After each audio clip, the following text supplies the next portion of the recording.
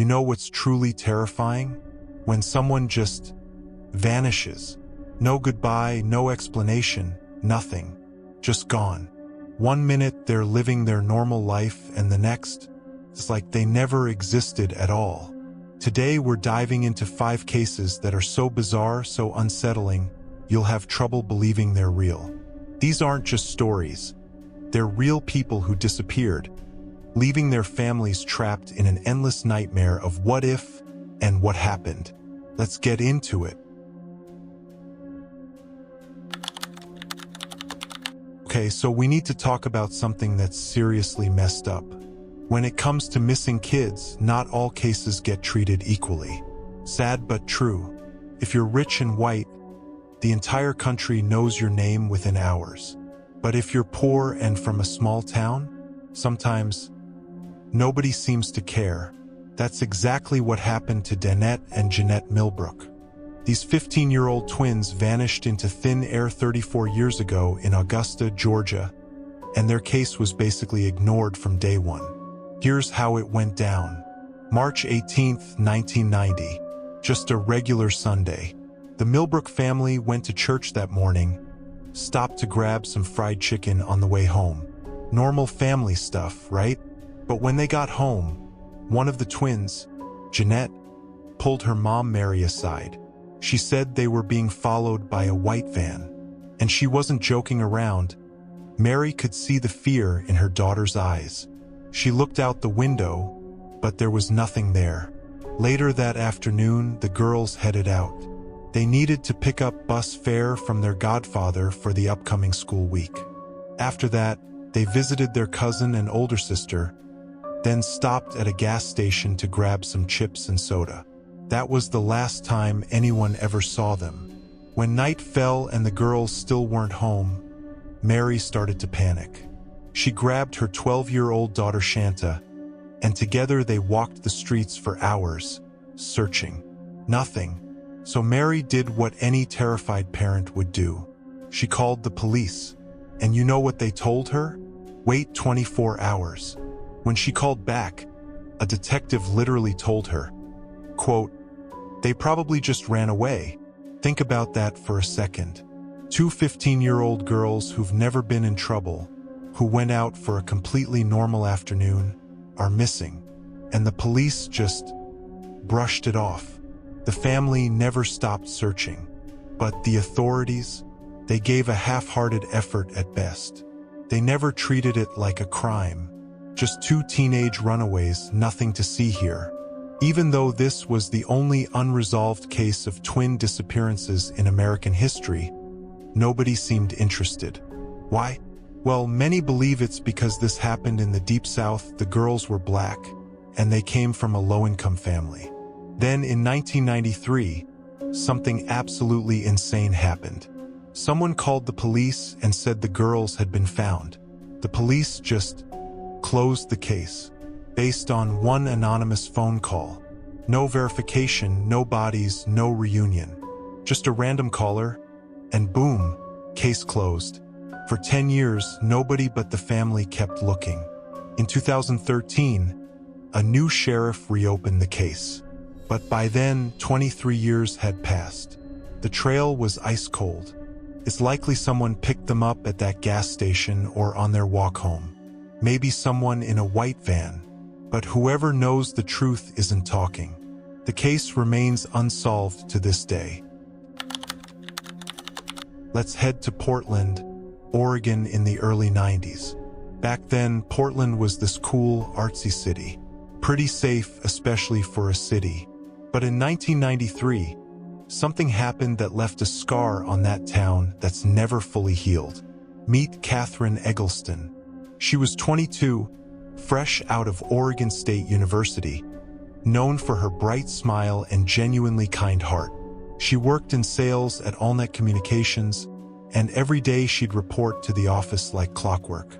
August 2nd, 1993, Catherine had a business meeting in Portland. Her company was based just outside the city in Lake Oswego, so this was a bit of a drive. And here's the thing, this was the first time she was handling business solo. She must have been excited, you know? trusted enough to go alone. She made a bank deposit for the company, got gas, grabbed lunch at Burger King. All confirmed by witnesses.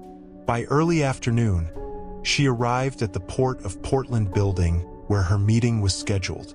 Witnesses saw her in the lobby around 2 p.m., making phone calls. The man she was supposed to meet went down to the lobby to wait for her. He watched as she stepped out of the elevator with a man wearing a blue blazer, dark hair, dark complexion. And instead of walking toward her scheduled meeting, they just walked out the front door together. Nobody has seen Catherine since. She missed her 5 p.m. appointment back at the Lake Oswego office. That night, she never came home to the apartment she shared with her sister. Her sister called their dad, and by morning he was there. The search was on. The next day, a security guard found Catherine's gray Volkswagen Golf in an industrial complex parking lot near the airport, about 9 miles from where she disappeared. The windows were down, car unlocked, keys still in the ignition. Her purse was inside with cash, checkbook, ID, credit cards all there. But her passport, the one she'd grabbed from her parents' house just 10 days earlier, gone. Those witnesses who saw her in the lobby said she seemed anxious, nervous while on those phone calls. So what was she talking about? Who was she talking to? Had she secretly run away with this mystery man to start a new life? Or was something much darker going on? Her company paid for a massive search operation. Bloodhounds, volunteers, they scoured everything around where her car was found. Nothing. A tip hotline was set up, but it was hard to separate real leads from noise. One person even called claiming they killed her and that the body would never be found. In 2004, another woman named Brooke Wilberger disappeared in Corvallis and was later found murdered. Her killer was a guy named Joel Courtney, and turns out he was in the Portland area when Catherine vanished. He was investigated as a suspect, but nothing concrete came from it. Here's where it gets weird. Catherine's parents believed 100% that she was murdered. But the lead detective, Terry Wagner, thought Catherine left on her own. Why? Because Catherine's sister was under investigation for tax fraud. She hadn't claimed $190,000 her business made, and since Catherine lived with her, she was going to have to testify against her own sister in court. The theory was maybe she couldn't handle testifying against family, so she just left, started over somewhere new. I don't know, seems pretty extreme to disappear forever just because your sister has to pay some taxes, right? But stranger things have happened. To this day, nobody knows what happened to Catherine Eggleston. November 8, 1986, Midland, Texas. 24-year-old Junie Carpenter Gilkerson kissed her husband goodbye and headed out to work at the Midland Restitution Center, a halfway house where she volunteered. She was learning what it took to become a probation officer because that was her dream. She never made it, and she hasn't been seen since. But here's the thing, we actually know what happened to Junie, and it's absolutely horrific. See, Junie had a secret. For the past 6 months, she'd been having an affair with a guy named David Alderink. He was on probation for burglary, and they'd met at the halfway house where she volunteered. 2 days after she disappeared, her car was found at a Best Western motel. All her stuff was inside, purse, keys, clothes, everything. But no Junie. Police initially looked at her husband, of course, but he had an alibi and was genuinely devastated. He had no idea about the affair. But when detectives dug deeper, they found out about David. They pressed him hard, and eventually he broke. David's probation required him to do community service at the local library. There, he met a janitor named Kenneth Parker, and Parker told him about this sick get-rich-quick scheme. He said he could sell American women to Mexican cartels for $10,000 each. Even though Junie had told David she wanted to divorce her husband and move in with him, David didn't feel the same way. So he made a deal with Parker. He'd deliver Junie, and they'd split the money. David would get $7,500. The morning she disappeared, they planned to meet up before work. When Junie arrived, Parker came out and grabbed her. He duct-taped her mouth, threw her in a sleeping bag, and took her.